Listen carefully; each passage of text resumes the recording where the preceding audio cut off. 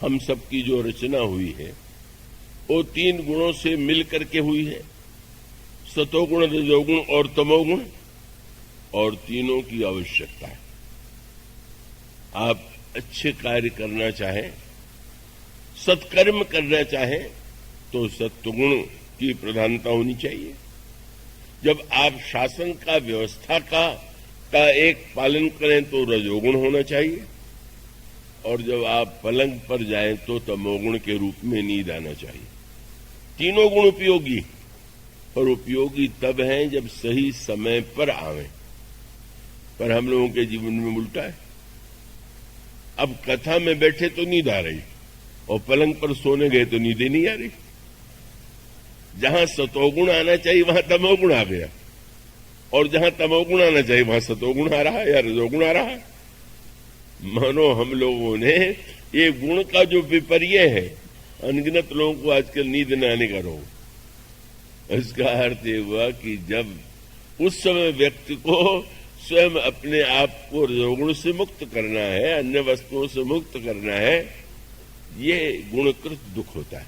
अब स्वाभाविक है कि जो लोग कथा में आते हैं और नींद आने के कारण नहीं सुन पाते, वो जरूर दुखी होते होंगे कि क्या बतावें, नींद आ गई और मैं सुन नहीं पाया।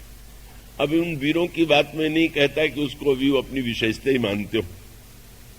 एक सज्जन ने कहा कि कथा में इतना सुख मिलता है कि सो जाता हूं।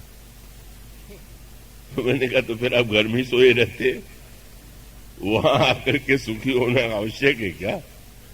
इसका अर्थ है गुणकृत दुख है। जो गुण जो है भिन्न समय में आके हमें दुखी बनाते हैं, और चौथा दुख जो है वो तो सबसे विचित्र दुख है, और उसी का नाम है स्वभावकृत दुख। ये दुख तो ऐसे पीछे पड़ा रहता है। कई लोगों का स्वभाव ही ऐसा होता है, जब देखिए तो दुखी है, जब देखिए तो निराश है, जब देखिए तो कष्ट में है।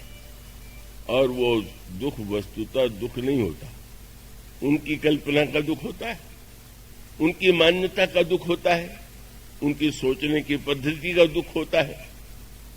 और ऐसे लोग तब बहुत दुखी होते हैं जो हर समय ये सोचते रहते हैं कि संसार में जो कुछ हो रहा है वो उनकी धारणा, उनकी मान्यता के अनुकूल ही होना चाहिए।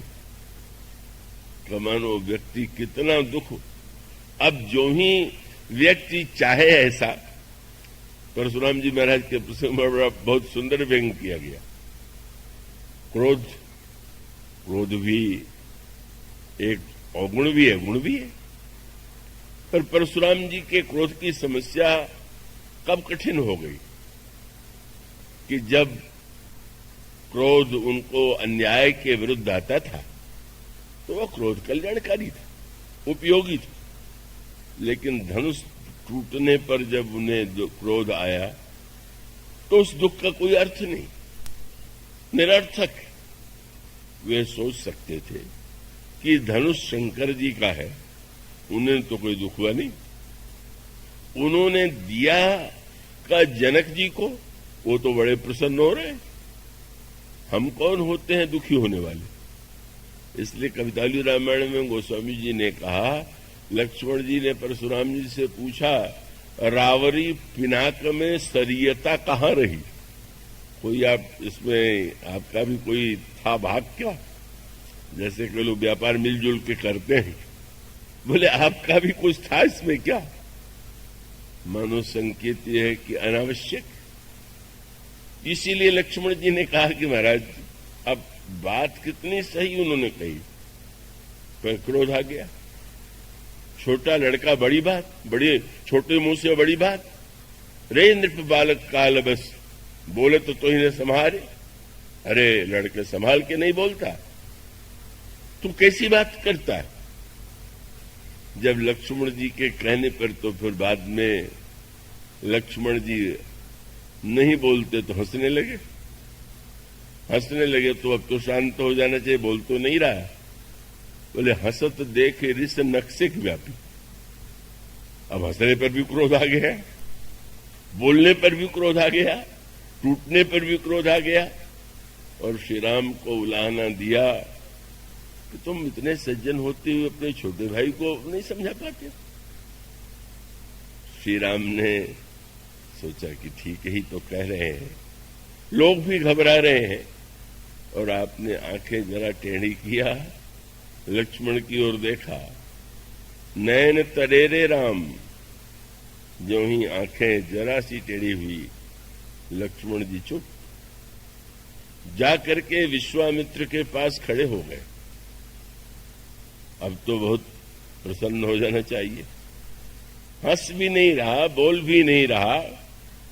प्रभु ने देखा, महाराज अब तो कोई समस्या नहीं, और क्रोध बढ़ गया।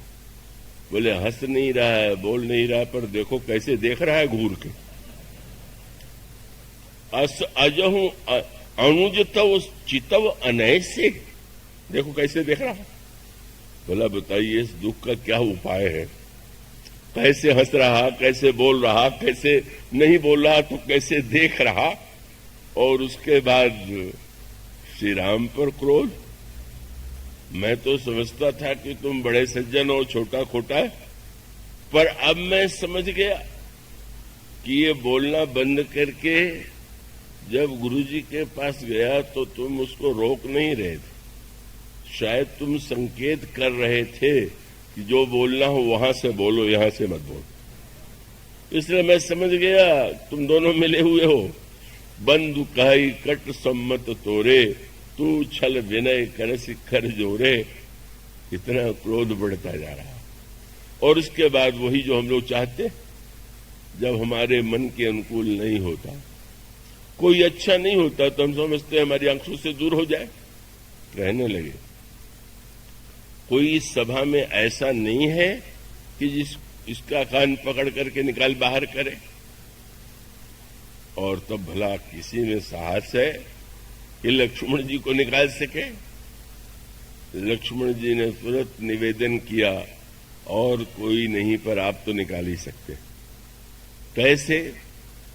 बोले बिहसे लखन कहा मन माही, मूदहू आंख कतहू को नहीं। महाराज आंख मूद लीजिए, मैं दिखाई ही नहीं दूंगा। ये कोई साधारण विनोद नहीं है, सत्य है। कुछ आंखें मूदना भी सीखिए, देखिए, देखना भी आवश्यक है। पर अगर आप मूदना नहीं जानेंगे, केवल देखते ही रहेंगे, और देखने में दूसरों में आपको कमी ही दिखाई देगी, तो दूसरे जैसे हैं वे तो जैसे हों, पर आप तो दुख का ऐसा बोझ अपने सिर पर लाद लेंगे कि जिससे कभी मुक्ति नहीं हो सकती। ये स्वभाव का दुख है। कहते हैं कि राम राज्य में ये चारों नहीं था।